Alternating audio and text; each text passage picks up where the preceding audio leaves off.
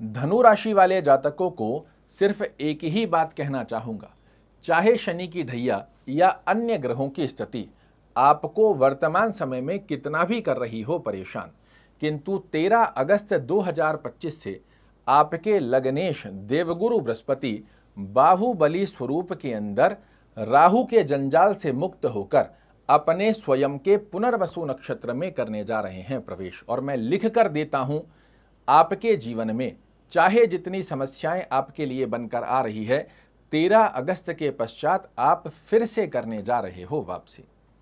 देवगुरु बृहस्पति जो कि धनु राशि वाले जातकों के लग्न के स्वामी होते हैं, सुख भाव के स्वामी होते हैं, वर्तमान समय में राहु के नक्षत्र में बने हुए हैं, जहां पर ये कमजोर होते हैं। इसे आप ऐसे समझिए कि आपका कोई शत्रु है, क्या आप उसके घर में कंफर्ट ले सकते हैं? आप सभी का जवाब होगा नहीं। किंतु जब शत्रु के घर में से निकलकर आप खुद के घर में आ जाते हो तो सोचिए आप कितना कंफर्ट हो जाते हो। और इसी प्रकार के कंफर्ट जोन के अंदर देवगुरु बृहस्पति जो आपके लग्न के स्वामी हैं, बाध्य हैं आपके जीवन में समस्त प्रकार के भौतिक सुख, मानसिक तनाव को समाप्त करने के लिए वह ग्रह अब आपके लिए पूर्ण रूप से बलशाली अवस्था को प्राप्त कर चुका है और धनु राशि वाले जातकों के जीवन में बहुत बड़े बदलाव लेकर आएगा। इसमें किसी प्रकार का संकोच नहीं है। 13 अगस्त से लेकर 1 साल की अवधि जून 2026 तक ये अपने ही नक्षत्र में रहने वाले हैं। हालांकि 18 अगस्त अक्टूबर के बाद में ये आपकी कुंडली में अष्टम भाव में भी जाएंगे, किंतु उसके पश्चात भी अपने नक्षत्र का जब शुभ फल देंगे, ये आपके लिए निश्चित रूप से एक बड़ा वरदान है। क्या क्या बड़े परिवर्तन आपको देखने को मिलेंगे, एक एक कर समझ लीजिए। पहली स्थिति में जो ढैया के चलते या अन्य ग्रहों की स्थिति के आधार पर आपके कार्यों में बार बार रुकावटें देखने को मिल रही थी, एक्सपेक्टेशन के अकॉर्डिंग रिजल्ट नहीं आ रहे थे, बनते बनते कार्यों में आपको लग रहा था कि ये कार्य मेरा होने वाला है, किंतु फिर उसमें कुछ ना कुछ ऑब्स्टेकल आकर खड़ा हो जा रहा था। एक स्ट्रेस, अज्ञात भय आपके साथ बना हुआ है कि कहीं कुछ ऐसा तो नहीं हो जाएगा, वैसा तो नहीं हो जाएगा, मेरी जॉब तो नहीं चल जाएगी, मेरी डील तो नहीं चली जाएगी। इन नेगेटिविटी से बाहर निकालकर पहला वरदान जो आपके लिए देवगुरु बृहस्पति देने जा रहे हैं, आपके व्यक्तित्व की स्थितियों को ज्ञान स्वरूपी योग में परिवर्तित करेंगे। एक सकारात्मक दृष्टिकोण की स्थिति आपके लिए बहुत अच्छी होने जा रही है। दैनिक रोजगार की स्थिति में वृद्धि करेंगे। दाम्पत्य जीवन की स्थितियों में बड़े सुंदर स्वरूप में लाभ देने का बाध्यता यहां से देवगुरु बृहस्पति लेते हैं। जिन कन्या बालकों के विवाह की उम्र हो चुकी है, इनके विवाह में यदि विलंब देखने को मिल रहा है, तो अब देवगुरु बृहस्पति आपके घर में शहनाइयां बजवाने के लिए तत्पर हो चुके हैं और आप भी विवाह की तैयारी करना प्रारंभ कीजिए।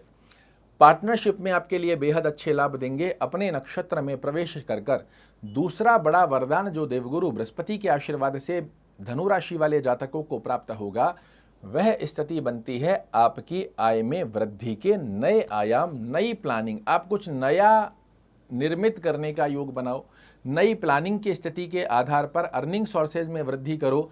आप कुछ जॉब कर रहे हैं तो साइड में आपने बिजनेस कर लिया, बिजनेस कर रहे हैं तो एक और बिजनेस उसमें ऐड कर लिया, या कुछ नए प्रोडक्ट अपने व्यापार में ऐड कर एकदम से बूस्टअप की स्थिति को प्राप्त करें। इस प्रकार का आशीर्वाद आपके लिए बना कर देंगे।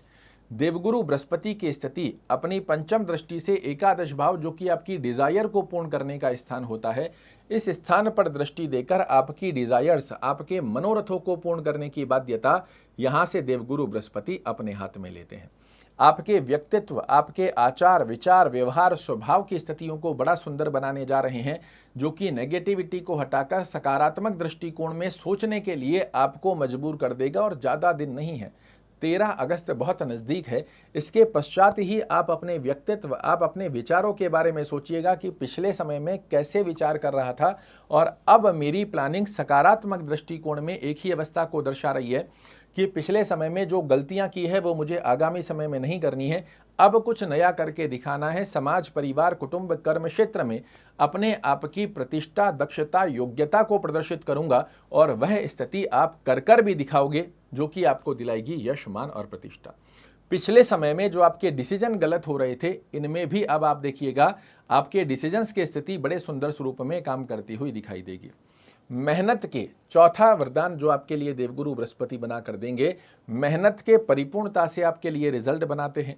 व्यापारिक यात्राओं में आपको बेहद सुंदर स्वरूप में रिजल्ट बनाकर देंगे। छोटे भाई बहनों से, बड़े भाई बहनों से संबंधों की स्थिति को मधुर करेंगे। और जब सकारात्मक दृष्टिकोण का एक दौर प्रारंभ होता है तो व्यक्ति के जीवन में भौतिक सुखों की सुगंध स्वतः से आना प्रारंभ हो जाती है। और यही भौतिक सुख आपके लिए देवगुरु बृहस्पति के आशीर्वाद से बन रहे हैं। काफ़ी समय से आप प्लानिंग तो कर रहे हैं कि मैं घर खरीद लूँ, मैं गाड़ी चेंज कर लूँ, मैं अपने घर को रिनोवेट करा लूँ, मैं कुछ चेंज करना चाह रहा हूँ, अपनी स्टेट, जिला, तहसील चेंज करना चाह रहा हूँ, अपनी सिटी चेंज करना चाह रहा हूँ। इस स्थिति के बारे में यदि विचार कर रहे हैं तो ये अवस्था आपके लिए बड़े सुंदर स्वरूप में लाभ देगी। माता के स्वास्थ्य को पुष्ट करना और जनता में यश, मान और प्रतिष्ठा की स्थिति को आपके पक्ष में लाकर खड़ा करती है। यह स्थिति आपके लिए देवगुरु बृहस्पति निर्मित करने जाते हैं, किंतु थोड़ा सा पूर्व में जाइए जहां मैंने बोला था कि मैं लिख कर दे रहा हूं, चाहे जितनी समस्याएं आप जीवन में क्यों ना फेस कर रहे हों, देवगुरु बृहस्पति इन समस्याओं से बाहर निकालकर आपकी पुनः से करवाने जा रहे हैं वापसी, बशर्ते देवगुरु बृहस्पति आपकी कुंडली में एक अच्छे भाव में होने चाहिए। कैसे समझेंगे इसे? तो यहाँ आपको एक चार्ट दिखाई दे रहा है। आप अपना चार्ट खुद का खोल लीजिए, अगर आपके पास कुंडली है बहुत अच्छा, अन्यथा कोई भी एप्लीकेशन डाउनलोड करके उसमें अपना नाम, डेट ऑफ बर्थ, जन्म समय और जन्म स्थान फुलफिल कीजिए और ऐसा चार्ट आपके सामने बनकर आ जाएगा। इस स्थिति में चेक कीजिए आप अपने लग्न स्थान, जो मैं मेंशन कर रहा हूं लग्न स्थान, यहाँ से 6वें, 8वें और 12वें घर में देवगुरु बृहस्पति नहीं होने चाहिए। ये पहली कंडीशन है। लग्न से 6वें, 8वें, 12वें घर में देवगुरु बृहस्पति नहीं होने चाहिए। दूसरी स्थिति में जहां आपकी कुंडली में नंबर 10 लिखा हुआ है, इस स्थान पर देवगुरु बृहस्पति नहीं होने चाहिए। इन स्थानों को छोड़कर जहां कहीं देवगुरु बृहस्पति बने हुए हैं, डिग्री वाइज बलवान अवस्था के अंदर बने हुए हैं। तीसरी बात, सेम बात को फिर से रिपीट कर रहा हूं कि देवगुरु बृहस्पति फिर से आपकी कराने जा रहे हैं वापसी। ओम गुरुवे नमः का जाप करना आपके लिए बहुत अच्छा है। विष्णु सहस्त्र नाम का पाठ करना या सुनना, दोनों में से जो संभवत स्थिति बनती है इसे फॉलो कीजिए। अगर देवगुरु बृहस्पति इन 4 स्थानों पर बने हुए हैं, चाहे अच्छे भाव में बने हुए हैं, जाप और पाठ आप दोनों कर सकते हैं। किंतु यदि एक अच्छे भाव में बने हुए हैं, इन 4 स्थानों पर देवगुरु बृहस्पति नहीं है, तो गुरुवार के दिन सर्वाधिक मात्रा में पीली वस्तुओं का सेवन करना, खाना, पहनना, आसपास के वातावरण में येलो का यूज करना आपके लिए बहुत अच्छा है। नहाने के पानी में एक चुटकी हल्दी डालकर यदि आप स्नान करते हैं, यह आपके लिए बहुत अच्छा होगा। चंदन, केशर या हल्दी का तिलक लगाना संभवत रहे तो बहुत अच्छा है। आप अपनी कुंडली के आधार पर जो स्थिति मैं बता रहा हूं और गुरु महाराज एक अच्छी अवस्था लेकर विराजित हैं, आप एक पुखराज धारण कीजिए। यह सोने पर सुहागा जैसा आपको लाभ देगा। किंतु फिर भी मेरा रिकमेंडेशन रहेगा, किसी अच्छे विद्वान से अपनी कुंडली का एनालिसिस करवाने के पश्चात ही स्टोन धारण कीजिए, ऐसे नहीं करना है। और साथ में ध्यान रखिए, ये जो 4 गतिविधियां मैंने आपको बताई है, इन स्थानों पर यदि देवगुरु बृहस्पति विराजित हैं, कोई कितना भी क्यों ना कह दे, गलती से भी पुखराज मत पहन लीजिएगा, अन्यथा आप जीवन में ऑब्स्टेकल्स को निमंत्रण देते हुए पाए जाएंगे। इन 4 स्थानों को छोड़कर जहां कहीं विराजित हो, बिल्कुल धारण किया जा सकता है। किसी अच्छे कुंडली विशेषज्ञ से अपनी कुंडली का एनालिसिस करवाकर और फिर स्टोन धारण कीजिए और बिल्कुल कमर कसकर तैयार हो जाइए। आपके लिए देवगुरु बृहस्पति का पुनर्वसु नक्षत्र में प्रवेश पुनः से करवाने जा रहा है आपका कमबैक। आशा करता हूं मेरे द्वारा दी गई ये जानकारी आपको पसंद आएगी। कल फिर से एक नई जानकारी लेकर आपके सामने उपस्थित होऊंगा। तब तक के लिए नमस्कार।